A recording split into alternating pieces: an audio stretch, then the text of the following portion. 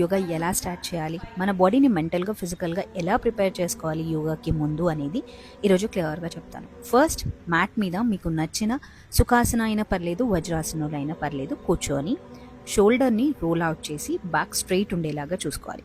ఆ తర్వాత చిన్ముద్ర పెట్టి కళ్ళు మూసేసి ఫస్ట్ 5 minutes జస్ట్ ఒక పాయింట్ మీద ఫోకస్ చేస్తూ ఉండాలి. సరౌండింగ్ సౌండ్స్ అన్నిటిని అబ్జర్వ్ చేస్తూ ఉండాలి. ఆ తర్వాత మన టో ఫింగర్స్ నుంచి హెడ్ వరకు ఇంటర్నల్ ఆర్గన్స్ అన్నిటిని మెల్లిగా అబ్జర్వ్ చేయాలి. తర్వాత మెల్లిగా ఇన్హేల్ ఎక్సేల్ 20 times, ఎంత వీలవుతే అంత స్లోగా చేయాలి.